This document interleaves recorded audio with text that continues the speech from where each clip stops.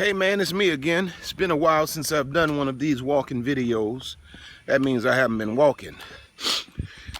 I want to talk about something today. I went to Rockets game. Rockets played the Pelicans last night in preseason. My son Trey and I went to the game. And I saw something. I saw a young woman. She looked to be 18 to 20 at the most.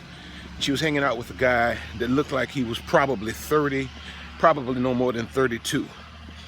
And I noticed how the young girl was dressed. She had on shorts that clearly exposed the bottom of her cheeks. When she stood up, when she sat down, it was even worse. And she's in a big arena with all of her bottom hanging out of the bottoms of these pants, or if you would call them pants. And this guy is just gloating in it, you know. He loves it. You can tell who talked her into wearing this. And then I looked on the other side of me, and there's this middle-aged woman who's flirting with every man that comes around. Now, she looked like she had money based on, you know, where she was sitting, what kind of clothes she had on. She had a nice ring on her finger. She was carrying one of those pocketbooks that cost a whole lot of money. But yet she seemed desperate. She just flirting with every man, young man, old man, white man, Chinese man, doesn't matter what kind of man. She was flirting with him if he was in proximity. And I sat there and my mind went, well, what's going on here? And the Lord said, you're looking at ignorance, and then you're looking at insecurity. Society takes the young woman's ignorance, and because she's not had, in many cases, the direction and instruction of her father, it plays on her ignorance to twist her into a sexual object. It then uses her as such.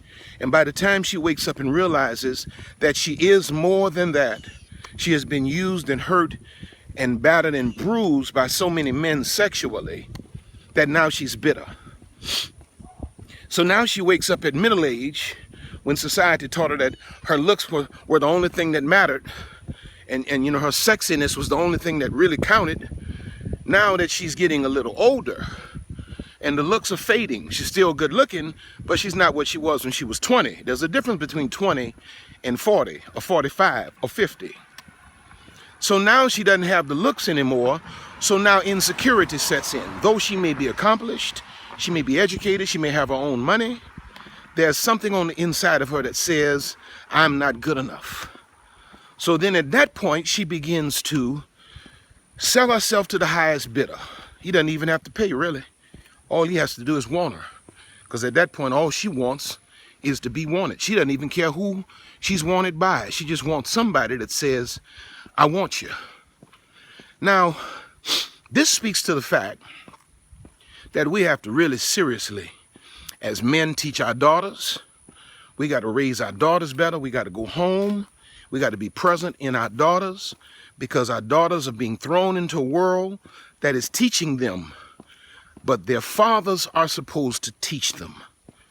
This speaks to the fact that we got to bring our daughters and our women back to Christ, not to religion, but back to Christ, so that they can understand their true worth in Him, that you're not defined and you're not valued as the world might determine, but your value is innate, and it doesn't matter what you've messed up.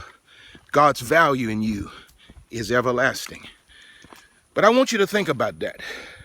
Ignorance, from ignorance to insecurity.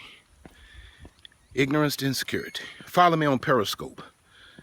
That's where I've been hanging out lately. Follow me on Periscope at RC_Blakes.